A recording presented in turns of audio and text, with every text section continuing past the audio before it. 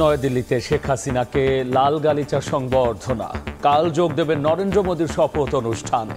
একান্ত বৈঠকে বসবেন দুই নেতা। রাষ্ট্রপতি ভবনের আশপাশে রেড অ্যালার্ট।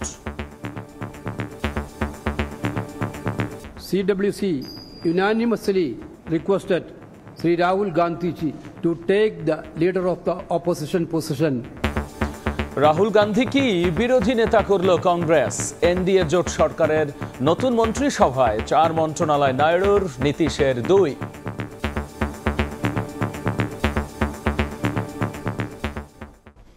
দেখছিলেন প্রধান শিরোনাম। রাতের সময়ের সঙ্গে আছি আমি গোলাম রাব্বি। এবার অন্যান্য শীর্ষ সংবাদ। দুর্নীতিবাজদের আশ্রয় দিতেই কালো টাকা সাদা করার সুযোগ দিচ্ছে সরকার। অভিযোগ বিএনপির। দলটির অনিয়ম বিরোধী কর্মসূচি বছরের সেরা জোকস, জবাব আওয়ামী লীগের। কোরবানি সামনে রেখে তৎপর জাল টাকার কারবারিরা ছড়িয়ে দিচ্ছে সারা দেশে। রাজধানীর কদমতলীতে নকল নোট তৈরির কারখানার সন্ধান। ডিবির অভিযানে নারী সহ আটক 4। মশলার উপরে মূল্য বৃদ্ধির প্রবণতা বেশি, কোনো ম্যানিপুলেট হচ্ছে। আপনারা আমাদেরকে তকমা দিতে পারবেন? কমে বিক্রি করে দেখান না, আমি চ্যালেঞ্জ করলাম। গরম মশলার বাজার ঠান্ডা করতে গিয়ে তোপের মুখে ভোক্তা ডিজি। কারসাজি বন্ধের হুঁশিয়ারির পর বাঘ বেতন যায় জড়ালেন ব্যবসায়ীরা। ডলারের দাম এলসি জটিলতার অজু।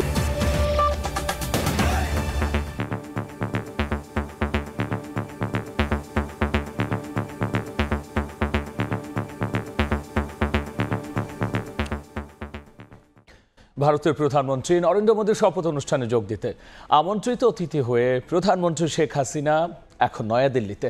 দুপুরে দিল্লির ভিভিআইপি বিমানবন্দর পালাম এয়ারফোর্স স্টেশনে পৌঁছালে লাল গালিচা সংবর্ধনা সহ বর্ণাঢ্য আনুষ্ঠানিকতায় বরণ করে নেওয়া হয় বাংলাদেশের প্রধানমন্ত্রীকে। কাল শপথ অনুষ্ঠান শেষে একান্ত বৈঠকে বসবেন এই দুই নেতা। 18তম লোকসভা নির্বাচনে বিজেপি নেতৃত্বাধীন এনডিএর বিজয়ের পর এখন আলোচনায় টানা তৃতীয় মেয়াদে নরেন্দ্র মোদীর সরকার গঠনের ইস্যু। দেশ কি আশা আকাঙ্ক্ষাओं को पूर्ण करने में বিজয় ঘোষণার পরপরই গেল 5 জুন বাংলাদেশের প্রধানমন্ত্রীকে টেলিফোনে শপথ অনুষ্ঠানে যোগ দেওয়ার নিমন্ত্রণ জানান নরেন্দ্র মোদী। সেই ডাকে সাড়া দিয়ে প্রধানমন্ত্রী শেখ হাসিনা এখন নয়াদিল্লিতে। স্থানীয় সময় শনিবার বেলা 12টার কিছু আগে দিল্লির ভিভিআইপি বিমানবন্দর হিসেবে খ্যাত পালাম এয়ারফোর্স স্টেশনে অবতরণ করে প্রধানমন্ত্রী শেখ হাসিনাকে বহনকারী বিমান বাংলাদেশ এয়ারলাইন্সের বিশেষ ফ্লাইটটি। লালগালিচায় তাকে অভ্যর্থনা জানান দেশটির পররাষ্ট্র মন্ত্রণালয়ের কনসুলার, পাসপোর্ট ও ভিসা এবং ওভারসিজ ইন্ডিয়া অ্যাফেয়ার্স বিষয়ক সচিব মুক্তেশ পরদেশী সহ ঊর্ধ্বতন কর্মকর্তারা। পালাম বিমানবন্দরেই প্রধানমন্ত্রী শেখ হাসিনার সম্মানে সাংস্কৃতিক পরিবেশনার আয়োজন ছিল ভারতের পক্ষ থেকে। কিছু সময় দাঁড়িয়ে সেই উপস্থাপনা দেখেন তিনি। শপথ অনুষ্ঠানের আমন্ত্রিত অতিথি হিসেবে ভারতে প্রথম পৌঁছানো সরকার প্রধান শেখ হাসিনা ছবিও তোলেন সেই শিল্পীদের সঙ্গে। প্রধানমন্ত্রী হিসেবে মোদীর এবারের শপথ অনুষ্ঠানে শেখ হাসিনার পাশাপাশি আমন্ত্রণ পেয়েছেন শ্রীলঙ্কার প্রেসিডেন্ট রনিল বিক্রমাসিংহে, মালদ্বীপের প্রেসিডেন্ট ডক্টর মোহাম্মদ মুইজ্জু, সিচেলিজের ভাইস প্রেসিডেন্ট আহমেদ আফিফ, মরিশাসের প্রধানমন্ত্রী প্রবীন্দ কুমার জগন্নাথ, নেপালের প্রধানমন্ত্রী পুষ্পকমল দহল প্রচণ্ড এবং ভুটানের প্রধানমন্ত্রী শেরিং তোবগে। রোববার সন্ধ্যায় শপথের আনুষ্ঠানিকতায় যোগ দেবেন আমন্ত্রিত রাষ্ট্রীয় অতিথিরা। রাষ্ট্রপতি ভবনেই হবে নতুন সরকারের শপথ গ্রহণ অনুষ্ঠান। এর মধ্যেই কড়া নিরাপত্তার চাদরে মুড়ে ফেলা হয়েছে রাজধানী নয়াদিল্লিকে। নেওয়া হয়েছে একাধিক স্তরের নিরাপত্তা ব্যবস্থা। পুলিশ কর্মীরা ছাড়াও প্যারামিলিটারি ফোর্স, এনএসজি কমান্ডোরাও থাকবেন নিরাপত্তার দায়িত্বে। পাশাপাশি স্নাইপার এবং ড্রোনের মাধ্যমেও নজরদারি চালানো হবে। অতিথিরা কে কোন রুটে আসবেন তাও নির্দিষ্ট করা হয়েছে। শুধু তাই নয়, সেখানকার বাসিন্দাদের আগামী কয়েকদিন মেনে চলতে হবে বিধিনিষেধ। আকাশে ড্রোন কিংবা ফ্লাইং অবজেক্ট ওড়ানো সহ বিভিন্ন রুটের যানবাহন চলাচলেও নিষেধাজ্ঞা জারি করা হয়েছে। দেবাশিস রায়, সময় সংবাদ। এদিকে ভারতের লোকসভায় বিজেপি নেতৃত্বাধীন এনডিএ জোটের নতুন মন্ত্রিসভায় 4 মন্ত্রণালয় পাচ্ছে নাইডুর টিডিপি, আর নীতিশের জেডিইউ পাচ্ছে 2টি মন্ত্রণালয়ের দায়িত্ব। এছাড়া লোকসভায় বিরোধী দলীয় নেতা হিসেবে রাহুল গান্ধীকেই বেছে নিয়েছে কংগ্রেস। বিস্তারিত জানবো সুব্রত আচার্যের রিপোর্টে। प्रधानमंत्री जी संविधान को नमन। ভারতে টানা তৃতীয়বারের মতো প্রধানমন্ত্রীর পদে শপথ নিতে যাচ্ছেন নরেন্দ্র মোদী। রোববার সন্ধ্যা 7:15টায় রাষ্ট্রপতি ভবন রায়সিনহা হিলসে চত্বরে শপথ নেবেন তিনি। তার আগেই নতুন মন্ত্রিসভায় জায়গা পেতে শনিবার দিনভর শরিক দলগুলোর সঙ্গে বৈঠক হয়েছে নরেন্দ্র মোদীর। দলীয় এক সূত্রের বরাত দিয়ে ভারতীয় গণমাধ্যম এনডিটিভি জানিয়েছে, নতুন মন্ত্রিসভায় 2টি মন্ত্রণালয় পাচ্ছে নীতিশ কুমারের জনতা দল ইউনাইটেড জেডিইউ এবং 4টি মন্ত্রণালয় পাচ্ছে চন্দ্রবাবু নাইডুর দল তেলুগু দেশম পার্টি বা টিডিপি। ভারতীয় জনতা পার্টি নতুন মন্ত্রিসভায় 2টি মন্ত্রণালয়ে দায়িত্ব পেতে এরই মধ্যে জেডিইউর 2 জ্যেষ্ঠ নেতা লালন সিং ও রামনাথ ঠাকুরের নাম প্রস্তাব করেছে দলটির পক্ষ থেকে। তবে তারা কোন কোন মন্ত্রণালয় পেতে যাচ্ছে তা এখনো নিশ্চিত করা হয়নি। সূত্রের খবর, নতুন মন্ত্রিসভায় 2টি মন্ত্রণালয়ই চেয়েছিল জেডিইউ। এদিকে জোটের আরেক গুরুত্বপূর্ণ শরিক চন্দ্রবাবু নাইডু টিডিপির 2টি কেন্দ্রীয় মন্ত্রী ও 2টি প্রতিমন্ত্রী এবং 1 স্পিকারের পদ দাবি করেছে। তবে তারা একজন পূর্ণমন্ত্রীর পাশাপাশি 2জন প্রতিমন্ত্রী এবং ডেপুটি স্পিকারের পদ পেতে পারে বলে জানা গেছে। এদিকে রাহুল গান্ধীকে পার্লামেন্টের বিরোধী দল নেতা হিসেবে নির্বাচিত করতে একটি প্রস্তাব পাশ করেছে কংগ্রেস। শনিবার এ বিষয়ে বৈঠকে বসে কংগ্রেসের ওয়ার্কিং কমিটি। পরে রাহুল গান্ধীকে বিরোধী দলীয় নেতা হিসেবে নির্বাচিত করে দলটি। CWC unanimously requested Sri Rahul Gandhi ji to take the leader of the opposition position in Lok Sabha. এবার পার্লামেন্টে রাহুল গান্ধী সামনে থেকে দলকে পরিচালনা করবেন বলে জানায় কংগ্রেস শিবির। অন্যদিকে তৃণমূলের সংসদীয় কমিটির চেয়ারপারসন হিসেবে নির্বাচিত হয়েছেন তৃণমূল নেত্রী ও পশ্চিমবঙ্গের মুখ্যমন্ত্রী মমতা বন্দ্যোপাধ্যায়। শনিবার সন্ধ্যায় কালীঘাটের বাসভবনে সংসদীয় কমিটির বৈঠকে এই সিদ্ধান্ত গৃহীত হয়। সুব্রত আচার্য, সময় সংবাদ, ভারত। প্রস্তাবিত বাজেট সরকার ও তাদের রাঘব বোয়ালদের লুট করার সুযোগ তৈরি করে দেবে বলে মন্তব্য করেছেন বিএনপির মহাসচিব মির্জা ফখরুল ইসলাম আলমগীর। তিনি বলেছেন, কালো টাকা সাদা করার পথ তৈরি হলে ক্ষমতাসীনরা আরও দুর্নীতির সুযোগ পাবে। আর এদিকে এ বিষয়ের পাল্টা জবাবে আওয়ামী লীগের সাধারণ সম্পাদক ওবায়দুল কাদেরের জবাব, দুর্নীতিবাজ দলের মুখে অনিয়ম বিরোধী এমন বক্তব্য বছরের সেরা জোকস। আজিজ বেনজির ছাপিয়ে এবার বাজেট বিতর্কে রাজনৈতিক দলগুলো। নতুন অর্থ বছরের প্রস্তাবিত বাজেট নিয়ে ক্ষমতাসীনদের আকাশকুসুম প্রত্যাশা থাকলেও এর সমালোচনায় মুখর বিরোধী দল। আওয়ামী লীগ সাধারণ সম্পাদক ওবায়দুল কাদের প্রায় 8 লাখ কোটি টাকার বাজেটকে দেখছেন গণমুখী হিসেবে। বাজেট ও দুর্নীতি প্রসঙ্গে ক্ষমতাসীনদের দোষারোপ করায় বিএনপির কঠোর সমালোচনাও করেন ওবায়দুল কাদের। রাজধানীর বঙ্গবন্ধু এভিনিউয়ে দলের কেন্দ্রীয় কার্যালয়ে প্রস্তাবিত বাজেট নিয়ে আয়োজিত সংবাদ সম্মেলনে একথা বলেন তিনি। এই বাজেট পরিমিত, বাস্তবসম্মত, গণমুখী, সাহসী বাজেট। 5 বার বিশ্ব চ্যাম্পিয়ন দুর্নীতিবাজ দল, যাদের মূল নেতারা দুর্নীতিবাজ হিসেবে চিহ্নিত, তারা দুর্নীতির বিরুদ্ধে কর্মসূচি দেবে। এটা এই বছরের সেরা যুগ। অন্যদিকে নতুন বাজেট জনগণের কল্যাণে নয়, বরং রাঘব বোয়ালদের লুটপাটের বাজেট বলে মন্তব্য করেছেন বিএনপির মহাসচিব মির্জা ফখরুল ইসলাম আলমগীর। 15% যে আপনার কর দিয়ে কালো টাকা সাদা করা হবে, তার জন্য কি এটা নাকি মাছের টোপ, মাছ ধরার জন্য যে টোপ দেওয়া হয়, তাই দুর্নীতিবাজদের ধরার জন্য টোপ দিচ্ছে। আপনারা তো নিজেরাই এটার সঙ্গে জড়িত। আপনি বাজেট দেখলেই বুঝতে পারবেন যে রাঘব বোয়ালদের লুটে খাওয়ার আরেকটা ব্যবস্থা করেছেন। এদিকে প্রেস ক্লাবের সামনে ইসলামী ঐক্যজোট আয়োজিত এক বিক্ষোভ সমাবেশে বিএনপি চেয়ারপারসনের উপদেষ্টা জয়নুল আবদিন ফারুক ভারতীয় আগ্রাসন বন্ধ না হওয়া পর্যন্ত দেশটির পণ্য বর্জন চালিয়ে যাওয়ার হুঁশিয়ারি করেন। আহমেদ সালেহিন, সময় সংবাদ, ঢাকা। এবার টি-20 বিশ্ব আসরের খবর। সমর্থকদের স্নায়ু চাপে ভুগিয়ে নিজেদের প্রথম ম্যাচ জিতেছে বাংলাদেশ। শ্রীলঙ্কার দেয়া ছোট টার্গেট তাড়া করতেই নাভিশ্বাস উঠে যায় টাইগারদের। তারপরও টাইগারদের এই জয়ে আনন্দে আত্মহারা গ্র্যান্ড প্রাইরিতে খেলা দেখতে আসা প্রবাসী বাংলাদেশিরা। ডালাস থেকে বিস্তারিত জানবো সাজিদ মুস্তাহিদের কাছে। স্নায়ুর চরম পরীক্ষা নিয়ে শ্রীলঙ্কাকে হারালো বাংলাদেশ, দারুণ জয় শুরু করলো বিশ্বকাপ মিশন। এই ডালাস যেন এখন একখণ্ড ঢাকা। এই গ্র্যান্ড প্রেরি স্টেডিয়াম যেন পরিণত হয়েছিল মিরপুরে, যে মাঠে ক্ষণে ক্ষণে বাংলাদেশের প্রতিটা 4 ছক্কা উদযাপন করেছে বাংলাদেশের এই সমর্থকরা। সবাই কিন্তু বাংলাদেশের এই জয়ে খুশি, কারণ এই যুক্তরাষ্ট্রে বাংলাদেশ পা রাখার পর স্বাগতিকদের বিপক্ষে 2 ম্যাচ হেরে বাংলাদেশ কিন্তু সিরিজ হারিয়েছিল।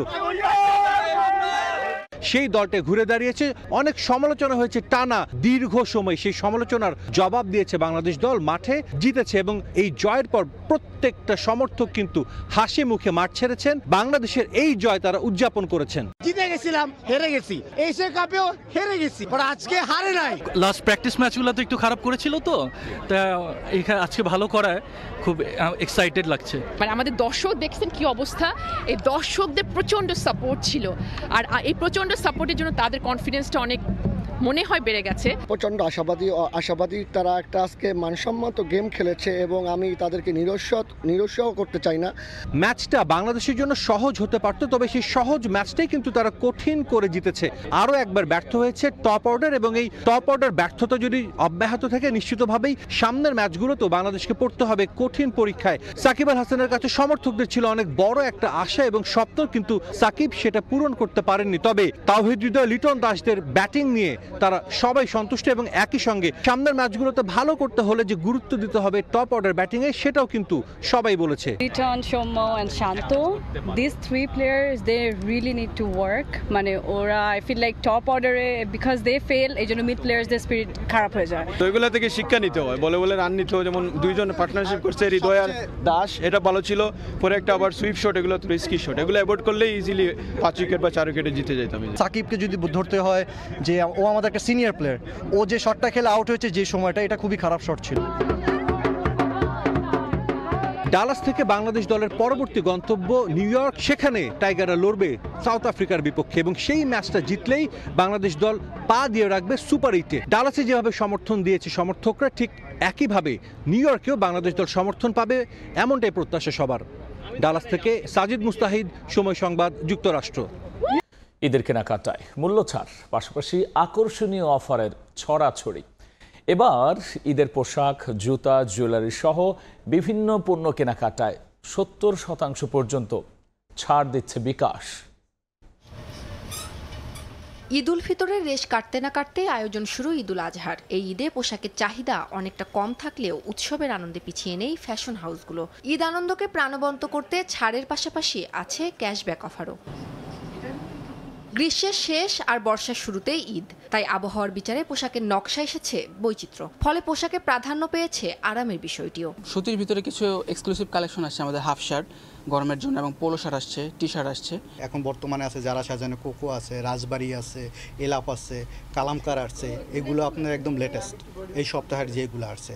এদিকে সাধারণের ঈদ আনন্দে নতুন মাত্রা যোগ করেছে বিকাশের ক্যাশব্যাক অফার। কেনাকাটায় বিকাশ পেমেন্ট করলেই পাওয়া যাবে 5 থেকে 20% ক্যাশব্যাক। গ্রাহকরা বিকাশ অ্যাপ অথবা *247# ডায়াল করে উপভোগ করতে পারবেন এই ক্যাশলেস ক্যাশব্যাক অফার। একটা প্রোডাক্ট পারচেজ করলাম আর কি থ্রু বিকাশে, তারা অফার দিচ্ছে আপ টু 300 টাকা cashback and it's quite nice. Sylhet থেকে কেনাকাটা করি, বিকাশে 5% ক্যাশব্যাক পেয়েছি। বিকাশের মধ্যে পেমেন্টের মাধ্যমে আমাদের আর্থিক যে সিকিউরিটিটা এই বিষয়টা নিশ্চিত করতেছে। এই অফারটা পায় অনেক কাস্টমার একটু খুশি, কারণ আনলিমিটেড পাইতেছে। যত টাকা কেনাকাটা করবে সেখান থেকে 20% সে ক্যাশব্যাক পাইতেছে আমাদের থেকে। বিকাশের এই অফার চলবে 17 জুন 2024 পর্যন্ত। ক্যাশব্যাক পেতে অফার চলাকালীন গ্রাহককে তার বিকাশ অ্যাকাউন্ট থেকে নির্দিষ্ট মার্চেন্ট অ্যাকাউন্টে সফলভাবে লেনদেন করতে হবে। উম্মে হানি, সময় সংবাদ, ঢাকা।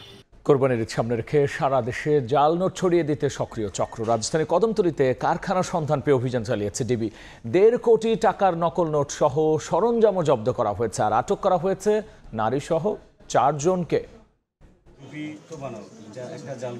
লিয়াকত হোসেন জাকির নামের এই ব্যক্তি 15 বছর যাবৎ জাল নোট তৈরি করে আসছেন। গ্রেফতার হয়েছেন বহুবার, প্রতিবারই জেল থেকে বের হয়ে যুক্ত হন একই পেশায়। জানান, আগে বাংলাদেশি জাল টাকা ছাপালেও বেশ কিছুদিন ধরে ছাপানো শুরু করেন ভারতীয় রুপিও। আমি ব্যবসা করি 15 বছরের বেশি। আমরা 1000 টাকার নোট এক বান্ডিল বিক্রি করি 8000 টাকায়। 500 টাকার নোট এক বান্ডিল বিক্রি করে 6000 টাকায়। 7-8টা এমন চালাইছি। এরপরে আমার হাজবেন্ড অ্যারেস্ট হয়েছে, বাসায় পুলিশ আসছিল, ড্রয়ার থেকে নিয়ে গেছে। 200 টাকা নোট দিয়ে বাজার করছি। এ দুজন সহ চক্রের আরও 2 সদস্যকে গ্রেফতারের পর বিপুল পরিমাণ জাল নোট জব্দ করে ডিবি পুলিশ। এ বিষয়ে মহানগর গোয়েন্দা পুলিশের কাছে আমরা জানতে চাইলে তারা বলেন যে 500 এবং 1000 টাকার নোট আদান প্রদানের সময় মানুষ সেগুলো বেশ ভালোভাবেই যাচাই করে, কিন্তু 200 টাকার নোটের ক্ষেত্রে সেই সচেতনতা তুলনামূলক কম বিধায় এখন সে সুযোগটি নিচ্ছে জাল নোট তৈরির চক্রগুলো। আর ডিবির অতিরিক্ত কমিশনার হারুনুর রশিদ জানান, জামিনে বেরিয়ে এসে বারবার অপরাধে জড়াচ্ছে অপরাধীরা। আমরা তো আমাদের মামলার যতবার রুজু করে আমরা জেলখানায় প্রেরণ করি, তারপরে তারা কিভাবে বের হয়ে যায়, তারা জেলখানা থেকে তারা কিভাবে সেখানে গিয়ে আবার মানে ওই সকল লোকদের সাথে মিশে তারা আবার নতুন একটা জগৎ তৈরি করে আবার বের হয়। পুলিশ জানায়, ঈদের আগে সারা দেশে জাল নোট ছড়িয়ে দেওয়ার পরিকল্পনা ছিল চক্রটির। আতাউর কাউসার, সময় সংবাদ, ঢাকা।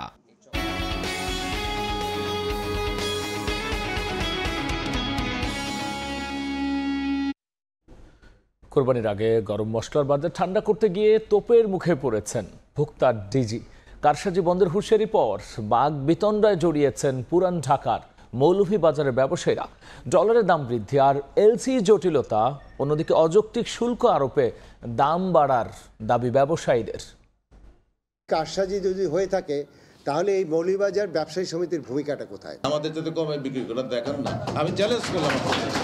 আপনারা আমাদেরকে ওই মুনাফাখোর বিভিন্ন সময় বিভিন্ন তকমা দিতে পারবেন, কিন্তু বাস্তবায়নে আপনার পূরণ হবে না। মশলা নিয়ে পাল্টাপাল্টি বক্তব্যে চরম গরম ঢাকার মৌলভীবাজার ব্যবসায়ী সমিতির কার্যালয়। ব্যবসায়ীদের ঘরে বসেই কঠোর ব্যবস্থার হুঁশিয়ারি দিয়ে ভোক্তার ডিজি বলেন, অযৌক্তিকভাবে বাড়ানো হচ্ছে মশলার দাম। কেন হঠাৎ করে এই মশলার উপরে আপনার এই মূল্য বৃদ্ধির প্রবণতা বেশি? ওই জায়গায় কি কোনো ম্যানিপুলেট হচ্ছে? তার কথা শেষ হতে না হতেই তেলে বেগুনে জ্বলে ওঠেন ব্যবসায়ীরা।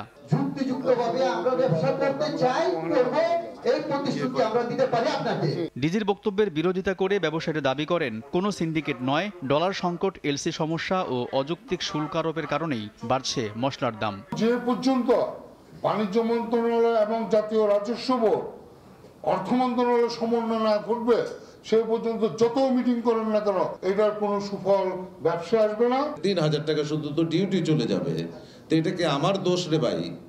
আপনি এরকম আইন করছেন কেন? বৈঠকে ভোক্তা অধিকারের সব যুক্তিরই তীব্র প্রতিবাদ জানান ব্যবসায়ীরা। ক্যাশ মেমোর সাথে আমরা দেখলাম যে মূল্য তালিকায় প্রদর্শনকৃত মূল্যের যে ক্রয় মূল্য দেওয়া হয়েছে তার কোনো মিল নেই। আলতাফ হোসাইন, সময় সংবাদ, ঢাকা। হজযাত্রীদের সৌদি পাঠাতে প্রতারণা করা এজেন্সিগুলোর বিরুদ্ধে ব্যবস্থা নেওয়ার কথা জানিয়েছেন ধর্মমন্ত্রী ফরিদুল হক খান। সকালে রাজধানীর হজ ক্যাম্পে সংবাদ সম্মেলনে মন্ত্রী বলেছেন, ভিসা জটিলতা না থাকায় এখনও যেতে না পারা 15,000 হজযাত্রী 12 জুনের মধ্যে সৌদি আরব যেতে পারবেন। যে সমস্ত ব্যাংক এই সমস্ত কাজ করেছে তাদেরকে আমরা পরবর্তীতে ইনলিস্টেড রাখবো না। 2 নম্বর হলো যারা আমাদের এজেন্সি যারা এই ধরনের অপকর্ম করে তাদেরকেও আমরা কিন্তু আগামীতে হজ যাত্রীদের নেওয়ার ব্যাপারে তাদের কোনো লাইসেন্সে নবায়ন হবে না। এ পর্যায়ে শীর্ষ সংবাদ জানিয়ে দিচ্ছি আরও একবার।